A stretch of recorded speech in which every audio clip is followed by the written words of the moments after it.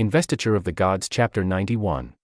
So let's set the scene. It all kicks off with the zoo commander, Ziya. Yeah, he's on the High Commander's platform, the Jiangtai, and he launches the first move. And it's atmospheric. More than just a regular attack, then. Oh, much more. The source material talks about the wind whipping up, black fog rolling in, thunder. But the key here is the structure he creates. It's called Heaven's Net, Earth's Snare. Tianluo, Diwang. Exactly. Think of it as a complete spiritual lockdown of the battlefield. It's a signal that you can't just fight your way out. You're now fighting the environment itself. You're fighting Ziya's will. Okay, so this massive magical net is cast. Who are the first to test it? Well, the first casualties are two generals, Gao Ming and Gao Ju. They try to charge the zoo lines, and Ziya's response from up on that platform is just immediate. He uses a special weapon, right? The Deshen Bian. The God-striking whip. And you have to understand, this isn't just a whip. It's basically an instrument of divine judgment.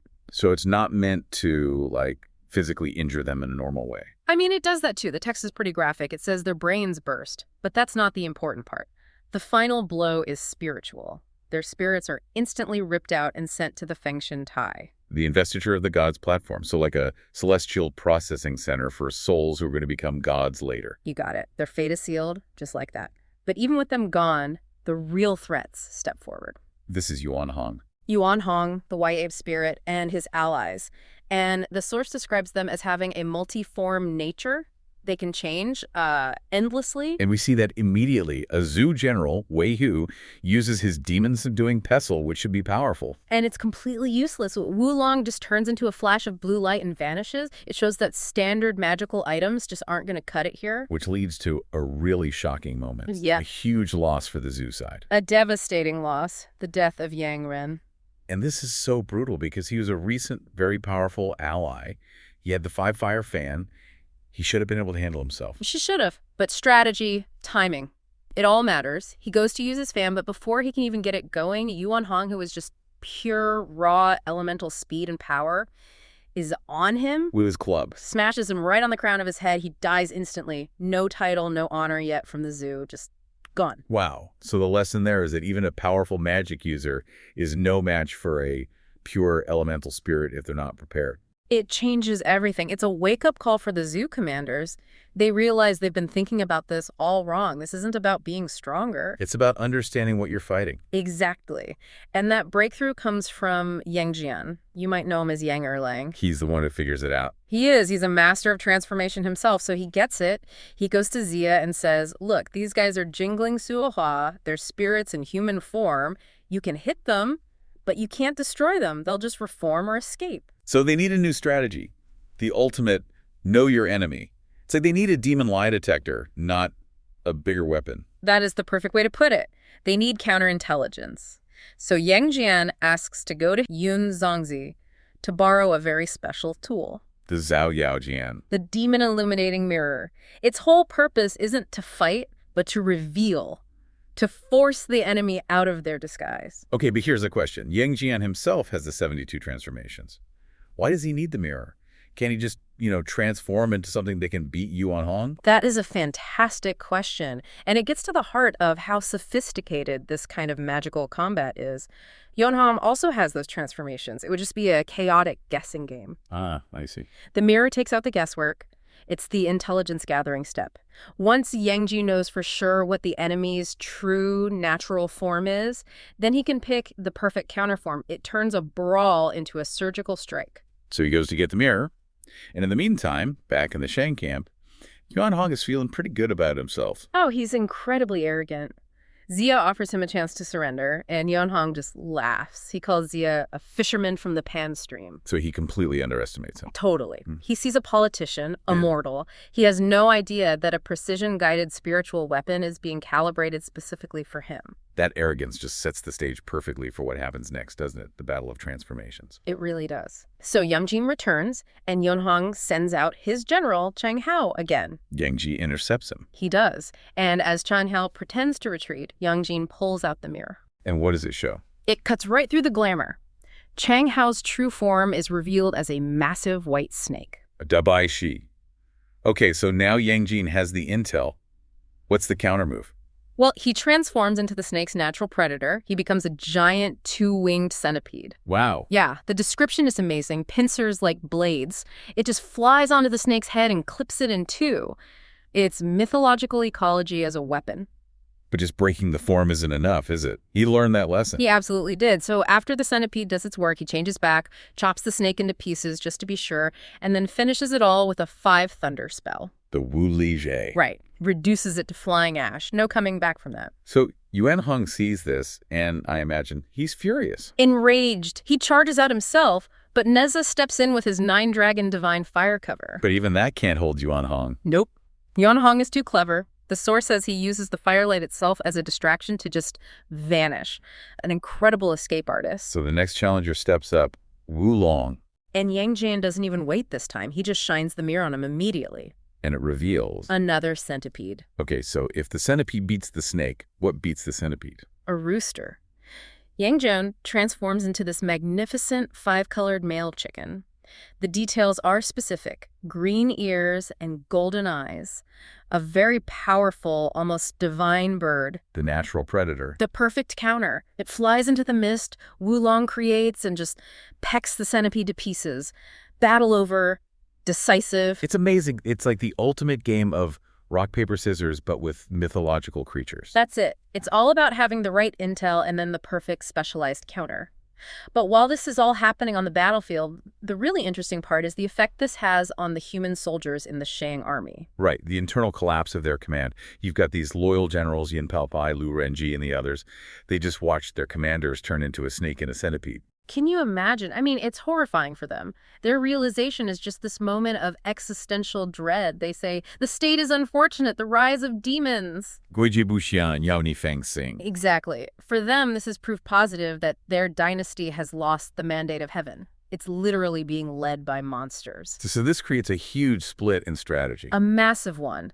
The human generals, who are still loyal to the idea of the Shang dynasty, propose a sound military strategy. Let's retreat to the capital, Chaj, and wear the enemy out. It's a smart, defensive plan. But Yuan Heng, being the last demon commander standing, he is not having it. Not at all. His pride is too great. He calls retreating fighting the bandit at the gate, which is just such a flawed way of looking at it. He insists on holding his ground, promising some marvelous plan that he won't even share with them. He's demanding they follow him blindly, even after they know what he is. Which puts them in an impossible position. Do you follow the chain of command even if the commander is a literal demon leading you to ruin? Or do you save your own honor? And they choose honor. They do.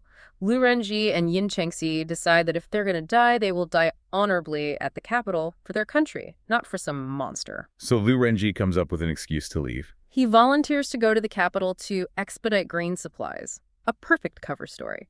But he has absolutely no intention of ever coming back to serve under Yuan Heng. It's not desertion then. It's a moral and strategic retreat. It's a statement that true loyalty is to the honor of the institution, not to the corrupt individuals who happen to be in charge of it at that moment. Jiang Ziya is leading the Zhu forces, and they are, organized, they're disciplined, but then they run into this anomaly, a single man who almost brings their entire campaign crashing down in one night. We're going to trace the story of this warrior, the giant Wu Wenhua. We'll get into just how huge this guy was, the terrible mistake the Zhu forces made when they first met him, and then the incredible tactical genius it took to finally bring him down. It's a perfect lesson, really. It shows you that raw power, it can give you these spectacular short-term wins, but without any kind of strategic depth, it just leaves you so vulnerable. Okay, so let's start with his arrival. Who was Wu Wenhua? Where did he even come from? Well, he just sort of shows up. He answers the official recruitment call, the Zhaoxian Bang in the capital, and gets sent straight to the front lines at Mingjin. And the descriptions of him are they're off the charts. He's not just big. No, he's a marvel. Yeah. The text says he's several zhang tall. A zhang is about 10 feet, so you're talking about a man who could be, 30, maybe 40 feet tall? A literal giant. He looked like a golden warrior. In the logistics of just keeping him on the field, that's what gets me, the detail about his diet. Duncan Xenu, he ate an entire ox. An entire ox for a single meal. Forget paying for his armor. You have to run a whole ranch just to feed the guy. Exactly. He's basically a human siege engine, and that's how he acted when he arrived. He immediately steps out and challenges the Zhu army. And of course, the one to step up is Jiang Ziya's disciple, Long Suhu, Dragonbeard Tiger. Right. And you immediately get this clash of scales. Wu Wenhua just towers over him and instantly starts mocking him, calling him a shrimp spirit, an animal. Pure psychological warfare. And Long Zuhu, well, he does what he does best. He throws his stones. But Wu Wenhua's weapon, that's the real source of terror here. It's a huge rake, a paipamu. A rake. Yeah, but when he hits the ground with it, the tines sink 3 or 4 feet deep. I mean, imagine a weapon that literally reshapes the terrain with every single swing. Wow. But there's a weakness there, right? Even in that first fight, they spot it. They do, and this is the crucial part. For all his power, the text says he's slow to turn, Zuan Shen Bu Huo. He's just too big to be agile. So it's a classic trade-off. All power, no speed. Exactly. And Long Zuhu is smart. He doesn't try to fight him head-on. He stays on the giant's flank, pelting his legs and his waist with stones like 70 or 80 times. And it works. He actually makes the giant retreat. He does. Wu Wenhua has to fall back about 20 li to recover. And this is where the whole story turns. This is the moment of the fatal mistake. Because they won the skirmish. They won the skirmish, and they completely misinterpreted what happened. They saw the giant run off, wounded, and they just dismissed him. The exact phrase is, Da Wu Yang, big but useless. Big but useless. Ouch. So Jiang Ziya just writes him off. He fails to investigate further. He treats him like a minor nuisance, not a strategic threat that needs a specific plan. They figured, okay, we know how to beat him now. And that underestimation is what cost them everything. Because you don't adjust your defenses for a threat you think is useless. Precisely. And Wu Wenhua wasn't useless, he was just angry. He goes right back to his commander, Yuan Hong, and proposes a night raid. He promises it will work. And Yuan Hong not only agrees, he adds a little something extra, right? Some kind of mystical element. He does. He releases a demonic aura, a Yaoqi, over the zoo camp. What does that actually do? Is it just for atmosphere, or does it have a real effect? It's both. Tactically, it creates this sort of fog, this confusion. It makes it almost impossible to see what's happening in the dark. But psychologically, it's devastating. It creates sheer panic. You're not just fighting a giant anymore. You're fighting something unnatural. So the raid begins. Second watch. Pure horror. It's not even a battle. It's just destruction. Wu Wenhua doesn't need tactics. He just walks into the camp and starts swinging that rake sideways. All their defenses, 7 layers of barricades, deer horns, they just swept away like nothing. And the cost. I mean, you have to pause here. The sources are so brutal in their description. They don't hold back. It says corpses covered the field and blood flowed like a river. Out of a camp of 600,000 soldiers. The morning report comes in. What's the final count? Over 200,000 soldiers dead. Wow. And 34 high-ranking officers killed in one night. And Long Zuhu, the man who thought he'd won the day before. He's among the dead. The text grimly notes that his head was seen hanging from Wu Wenhua's rake at sunrise. Just a total catastrophic failure of intelligence. Ziya must have... The book emphasizes his grief. He understood immediately what that one misjudgment had cost them. Meanwhile, the Shang King is celebrating, sending Wu Wenhua gifts and saying, so many died, their bodies literally stop the river from flowing. So the Zhu army is shattered, and this unstoppable force is now heading straight for their strategic heart. Right. Right? The grain depot. Yes. If he takes that out, the war is over. Yeah. The campaign collapses. But this is where the story shifts again. This is where intellect finally comes back into play. Because the supply depot is guarded by Yang Jin. The genius, Yang Jian. And he, unlike everyone else, sees immediately that you cannot fight this thing head on. It's pointless. You can't fight strength with more strength. You have to fight it with psychology. And Yang Jian is a master of transformation, so he does something absolutely brilliant. The Phantom Giant. He takes a single blade of grassy cow and transforms it into a phantom giant even bigger than Wu Wenhua. He's targeting Wu Wenhua's core identity, isn't he? The thing that makes him special is being the biggest thing on the battlefield. And Yang Jian just invalidates that instantly. The description of this illusion is incredible. It's designed for pure terror. A head the size of a city gate, eyes like vats, teeth as long as carrying poles. So how does Wu Wenhua react? He doesn't fight. He doesn't even hesitate. The text says he was scared out of his wits. But it's what he shouts that's so telling. He yells, "My lord has arrived." My lord. Not who are you, but my lord. That's a Ugh. huge psychological reveal. It is. It tells you that deep down, this giant is used to being subordinate to something bigger. His whole identity was based on relative scale. The moment he saw something larger, his brain just snapped back to a subservient mindset. He wasn't a warrior anymore. He was a subordinate facing his superior. He just runs. He turns and flees the camp instantly. The psychological trick works perfectly. The supplies are saved. And Yang Jin secures the area, then goes back to Jiang Ziya. Right. He drives off Yuan Holian with his celestial dog, and then he reports back. The crisis is contained, but he makes it clear. The new #1 priority has to be eliminating Wu Wenhua for good. They can't risk another miscalculation. They need a permanent solution, a trap. An inescapable one. And this is where the planning becomes incredibly meticulous. Yang Jian himself goes scouting. He travels about 20 miles, just searching for the perfect terrain. And he finds Panlong Ling, coiling Dragon Ridge. What made it so perfect? Its shape, its geometry. It's a narrow, winding mountain path. Critically, it's a two-way path, so if you can block both ends. You've created a kill box. Exactly. A containment vessel. There's no escape. He can't climb out. He can't go around. He's trapped. So they have the location, and now they have to build the trap itself. This isn't just a few guys with ropes, is it? No, this is a full-on military engineering project.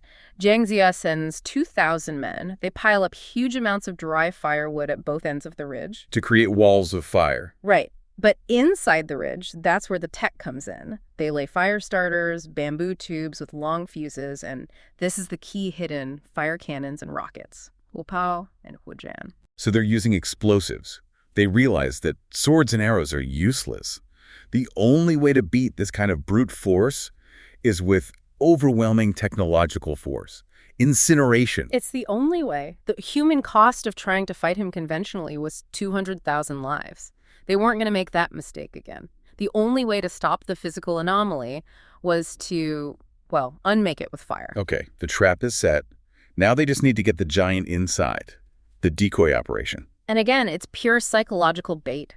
Yuan Hong, still totally overconfident in his giant, orders him to go out and capture Jiang Ziya and King Wu. Who have deliberately made themselves visible just outside the camp. They're the bait. They get on their fastest horses and the chase begins. And Ziya is just brilliant here. He's constantly taunting Wu Wenhua, even pretending he's going to surrender, just to keep the giant focused, angry, and moving. And this chase is long. It goes on for about 2 hours, covering 50 or 60 leagues. You have to think about the physical toll on a man that size who's just walking or maybe running. He eventually just runs out of steam. He's exhausted. He stops. And that's when Ziya makes his move. Ziya circles back, shouts one last insult to get his rage going again, and then leads him right into the mouth of coiling Dragon Ridge.